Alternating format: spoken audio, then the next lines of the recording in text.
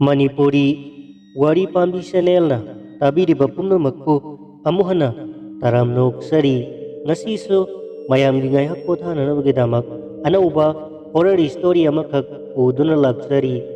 horror story sigi mamingna Ahinggi Longkhonbi hairiba horror story asini wari sigi aibana Laishram Korounganba hauzik taminarasi horror story Ahinggi Longkhonbi Tomchau mahakki luodo mahakmakki masagi lauda thumlingaida mina nga su pubikiba aduga luodusu huran bikibadagi upai laitraduna anouba lu amamuk sari Romesh laikai aduda laiba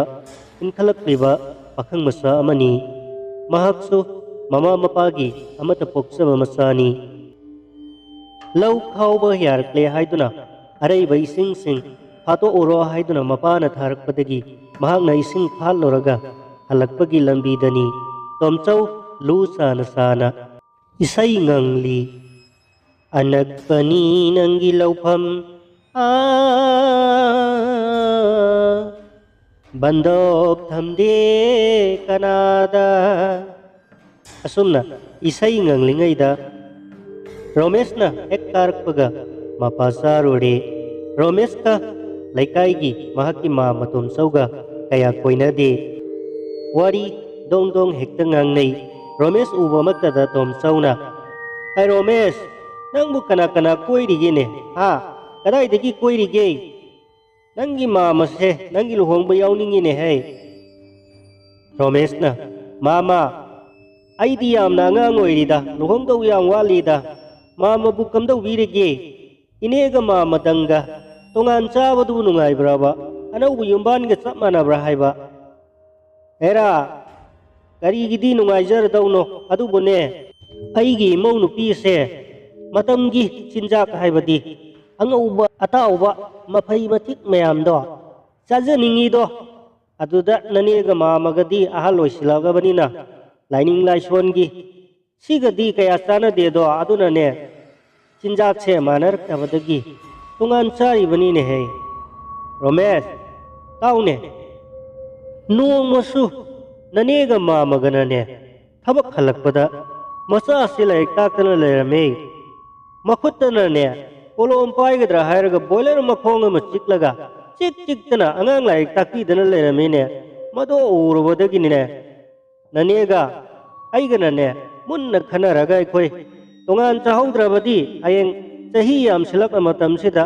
isorgi manakta so khoya to sinna pan mangamdadana baitarani lalhal dadana ne ayeng ising iyai dana inthu dana ko iroi basu haita irakna dana janjan sabatare dana nanega mama khoini tanaraga tongan chari bani ne Romesh na adu mama kainonda hangini hango kaidorage kari khangning laibano hango yaye mamadi mina haina badane yamunna wari se hange haina haye hoine adu ba haiba kari no hayo tase kari wari no aikoi gine hek lau lingbadagi lau khar saurakpa ising tarakku matamdagi lau khaunarakpa matam swai phaubugi marak sidane labukta Longkhonbi nupi ama ahing kap tuna isai sak tuna satle hai tuna ahing amata mi nung sinungai na laud chana diribase mase karigino mama ado wari amalai haina hai kanagumbi amalai kidaba male madugi wari ado mama khoidi munna khange hai wari do amlibi obang asidi Romesh khangi wari ado mayat sengna nangi mama khoi khangi ko aigi het imungda thokhiba dauna khangli bani ne karigino haibada aigi sanupa ahan nangi tamho se mahakka hek high school life tagi yamna luna tinajarakpa mahakki mamanaba amakhakki wari ni ne mahakki imungda thokhiba wari ne ba mai laikai waja ibop isat koigi ne labuk mapalda haujikudi ina khunbangi kesona laukhre ingkhol oi lau oi oina lairiba laufamduda nangi tamogi mamanaba kumar se makoi gi yum leirambani hana na ko laibak thiri so mahak se matam kuina sarkar gi thabak tana duna ne kumar se het thabak phangdriba fawadi nupi thiroi haiduna ne thenglabo fawbo mahak nupi thidana dum sarkar gi thabak tanaramni thabak su phangba ngamkhidre adubu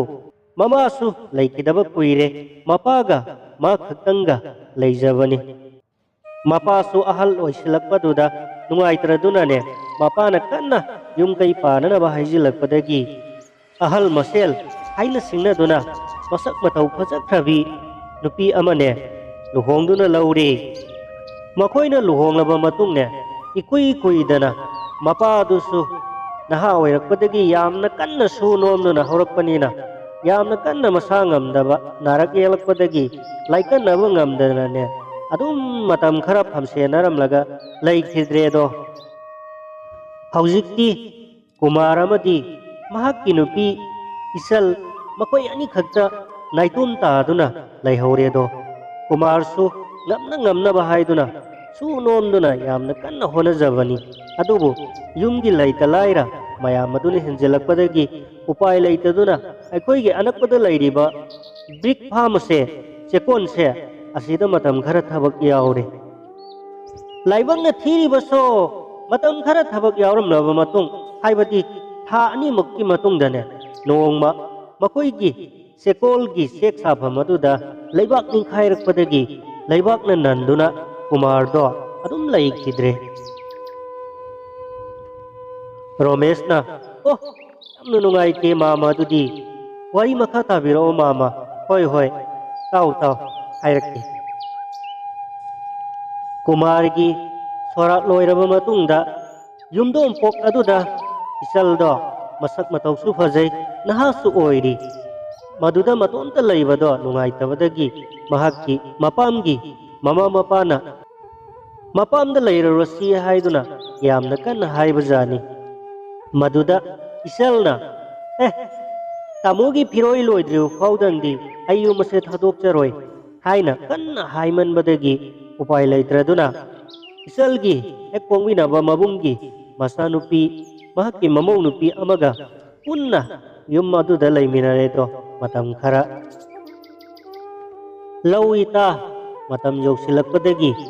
makoigi mapana thambiramba lausanga macha makhak lairampat mayada leibado madu lau lingle madugi mi langba khotpa loina isalna tauredo adudagidi mahakna lau yengba chatpoina long ama paiduna ne hek long khonbada nga yamna sufarakpa makoigi lawado lairampat pat maril oibanina ne nga su yamna phabajani adumaina mahakse long hek kholaga halakpa mahakki mamau nupi mabunggi masa nupi do adugasu hek tatminaduna makoigi pukri macha duda mabuna in singhalaga mana long hek khonbajane mahakki pause tabadagi maga hana laisaringaida nungsinarambani haiba wangjing hodambadagi oja chandramnigi machanupa dilip haina ama laiba male mahakso mamanaba amaniga nongmaisalgi yumda lapajane aduga haujiksu mahak isalgi wakhalda atumak leiri mahak laubu ngamgani hairarabajane maduda isalna aise yum palabi mama oigadawrabi nupine ipuroiba leitre haiduna adugumba miyengna yengbiganu hotkanu haiduna khara ngangnarabajane maduda diliptusu sauna satki haina tamme romesna matang aduda mama na libiri wari singasibu mama hek aiba dauna drama dauna mama hek khangba uta dauna libiri sibu mama karamaina khanglibono wari singasibu hairakpa matam aduda tomsauna era romes nang se pangida ko aigi isanupa ahan se laikhidraba mahakki mamanaba kumardo adugi yamna luna tinaba marupne haidana hana haikredana aigi imausiga isasigadi makoida ngahak latana chatana ne makoi wari watai saribani aduda makoina sarakpa lirakpa wari singado imau sina amuk mama da liba nang naneda ko nani na muk aingonda liba aduna ne wari se loina khangli se fare ma muse ado karamaina mahak su laikidabano haibado wari do amta makha tabiro ose hairakpadagi tom sauna wari makha tara I nongma aikoigi lawol anirak surakpa haibadi har kulol anirak suba saibagi matang do nga yamna phanarakpa matam do adugi matam aduda lawda nga yamna phanabadagi isalna ne mahakki mamau nupi haibadi mabungi masanupi do adusu biegi paikha ahanba thaba matam oibanina chak nganna hongaga mahaksu paikha thaba sattiba adugane mana matom ta chak khra yomlagane labukta puraga nga phaba jani inso amuk jingba long su khonba aduga numidang wai da hek halakpa jani da nongmagi ahing amadi isal do halakre adudadi mahakki masal piduna mapam namgi mi sulakle aduga laikai gi mi sing lapinaha kharaga suloinana ahing aduma yamna kana thiraba jani pangdre nongalagadi yamna nungaitaba pawado tanarakle do Laishram pat maya da saba sangamagi manungda pirol sunungti nungaina thongdana isal do siduna lairamle manakta longa dusu aduga mahakki longkhonbagi longkholubagi ngana singbado punsai saiduna masa dusu ihingna hingsana ne soktuna lairamle do pawado tabada pudakta mayamna pulista paw piduna pulisu lakle mahakki laikidreba mawonga do kanagumba kharana manghallaba matungda mahakse laikidab oigani haina thajabadagi pulisingna akhanga haising kauduna yenghalle do madudagi makhoina singnaba yaba potai khara masadagi samnongna singba khara yaurambadagi madu laukhallaga kanagumba nupi sigi maramda khangba khotba lairabadi pulista paw pibiu hairakpadagi aigi sanupa se satuna amoi shoklaba wari se loina lihallore do aduga singnaba yaba kana lay haiba matamda masaigi maga hana khangnaramba dilip haiba wangjing hodambadagi nupa do madangdi sumna nongma mangonda magi damakta lepangamgani khotkani haiduna yamna usi thawaidana tauramba lay haiba pawado tamhallure do aina sanupa se tharag madudagi pulisna mahakku kaukhalaba matungdadi dilip se mahakki haibadi laikidriba isalgi masada yauramba samsing ado laukhattuna mahakki samaduga kari jin lauba haibra kaino makoi yengdana khotana taurab jane madudagi sanarambadagi dilip to pulisna phare do madudagi mihat pado manani haibadagi laikai mayam hauduna mahakki mayum maikaina singmasu loina thugairure madudagi dilip to pulisna amuk wahang pahung taubadagi mahakki mamanaba ani masu yawi haiduna khanglakpadagi mamanaba ani adusu pulisna phare do matangduda romeshna mama adudagira mahakki thawai aduna ningamdana sikibado adugira mahakna numidang khudingi lau ita matam khudingi hek isai saktuna kaptuna salibado mani romesh mama khoisu matamadudadi yamna soki mayam sune yamna nungai nakideko aduna mahakki thawai ado maduna hautik phawbadane ahing se kaptuna lairibani romeshna adu mama mahakki thawai adubu maibi tanaraga amuk hana halaktananaba Laishram lenda tilunanaba lai khorom manasingba taubu yadrabra yadre ibungo mahakki thawai aduna mahakku haliba miyoising ado makhoigi thawaina hek miram len seda lairi pawadi mahakki thawai adusu adumak laikigani hai adubo hariba makhoi ahumgi manungdagi ne amadi handakta corona na aduna jail manungda laikidre makoi ani madi hujiksu jenda lairi makoi ani na ne hek hingduna lairi pawadi ne isalgi thawaina ne sumaina Ahinggi Longkhonbi oina mak laikigani ko makoi ani na hek sikraba matungdagidi mahakki atama adusu santi phangduna Laishram lenda leirugani haiduna akang ahisina takpirae aduni ibungo Romesh wari se hauzik phawbadane mayamna ahing khudingi lauda hek hek chatnadriba amadi ahing khudingi lau mapanda leiba misingnane